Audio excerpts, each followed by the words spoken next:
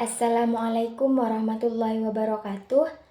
Allahumma sholli ala Sayyidina Muhammad wa ala ali Sayyidina Muhammad.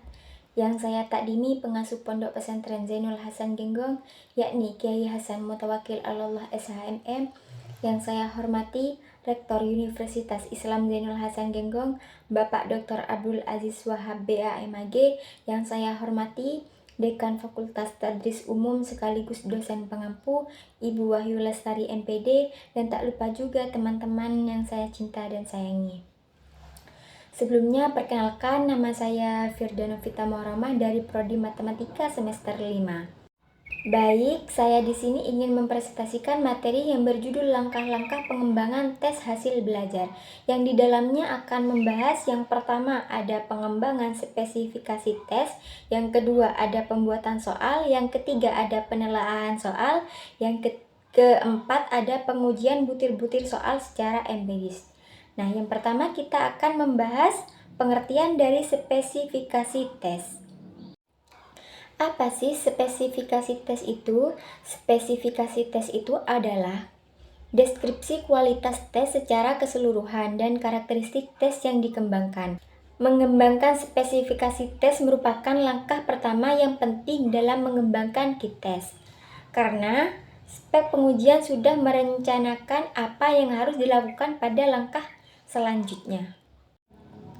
Selanjutnya, ada beberapa hal yang harus diperhatikan saat mengembangkan spesifikasi tes.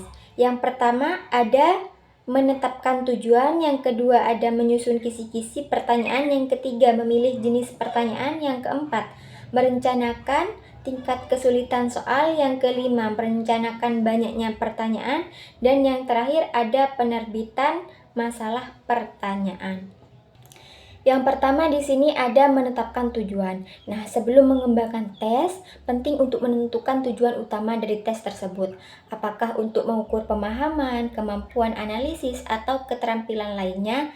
Tujuan ini akan menjadi panduan dalam menyusun soal. Yang kedua ada menyusun kisi-kisi pertanyaan. Kisi-kisi berfungsi sebagai kerangka kerja dalam pengembangan soal. Ini mencakup aspek-aspek yang akan diuji sebagai materi, kompetensi, dan tingkat kesulitan soal. Dan yang ketiga ada memilih jenis pertanyaan. Jenis pertanyaan, pilihan ganda, esai, atau uraian harus sesuai dengan tujuan tes dan kemampuan yang diukur. Misalnya, esai cocok untuk mengukur kemampuan analisis, sementara pilihan ganda lebih efisien untuk evaluasi cepat. Selanjutnya ada merencanakan tingkat kesulitan soal. Tingkat kesulitan soal harus bervariasi, mudah, sedang, dan sulit. Untuk mencerminkan kemampuan peserta secara menyeluruh, ini juga memastikan tes tidak terlalu mudah atau terlalu sulit. Dan juga ada merencanakan banyaknya pertanyaan. Nah, jumlah soal harus sesuai dengan durasi tes dan cakupan materi. Terlalu banyak soal bisa membuat peserta kelelahan, sementara terlalu sedikit soal bisa membuat hasil kurang representatif. Selanjutnya ada penerbitan masalah pertanyaan. Nah, setelah soal disusun, perlu ada proses validasi dan revisi untuk memastikan soal bebas dari kesalahan, relevan, dan sesuai dengan tujuan tes. Keenam langkah ini memastikan tes yang dikembangkan efektif, adil, dan sesuai dengan standar evaluasi. Selanjutnya pembahasan yang kedua ada pembuatan soal. Nah, rancangan soal yang baik harus sesuai dengan kurikulum yang berlaku, mencakup jumlah soal yang proporsional, dan memiliki tingkat kesulitan yang beragam. Namun, meskipun rancangan sudah memenuhi kriteria tersebut, hal ini tidak menjamin kualitas soal. Untuk menghasilkan soal yang baik, pembuatan soal memerlukan kemampuan tertentu. Kemampuan yang harus dimiliki penulis dalam menyusun soal adalah penguasaan pengetahuan yang diteskan. Nah, penulis harus memahami secara mendalam materi atau kompetensi yang akan diukur agar soal relevan dengan tujuan pembelajaran. Nah, yang kedua ada kesadaran tata nilai. Soal yang dibuat harus mencerminkan nilai-nilai etika, moral, dan kebijakan yang sesuai dengan budaya atau konteks peserta tes. Yang ketiga ada pemahaman individu. Penulis harus memahami kemampuan, latar belakang, dan karakteristik peserta tes sehingga soal tidak terlalu sulit atau terlalu mudah. Yang keempat, ada pembahasan gagasan.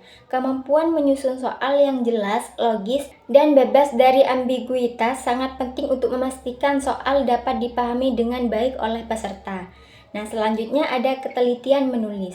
Kesalahan dalam tata bahasa, ejaan, atau struktur soal dapat mengganggu pemahaman. Oleh karena itu, penulis harus teliti dalam menyusun setiap soal. Dan untuk kesimpulannya, meskipun soal dirancang berdasarkan standar tertentu, kualitas soal sangat bergantung pada kemampuan penulis dalam menerapkan kelima aspek tersebut. Nah, hal ini akan memastikan soal berkualitas tinggi, relevan, dan adil bagi peserta tes. Lanjut pembahasan yang ketiga, di sini ada penelaahan soal. Format menulis soal harus sudah teruji kesahihannya dan perlu telaah yang mendalam oleh tim khusus untuk mereviewnya. Dan untuk pembahasan yang terakhir di sini ada penguji butir soal secara empiris. Mengingat pentingnya mengevaluasi, maka perlu dirancang soal yang sudah layak untuk dipakai, sudah mengharuskan pengujian validitas dan reliabilitas tes secara empiris, yang dilaksanakan berkali-kali sampai mendapat soal yang bagus dan sempurna. Pengujian coba soal harus disesuaikan dengan sampel dan objek yang melaksanakan tes. Mungkin cukup sekian materi yang bisa saya sampaikan, kurang dan lebihnya mohon maaf yang sebesar-besarnya. Saya ucapkan terima kasih. Wassalamualaikum warahmatullahi wabarakatuh.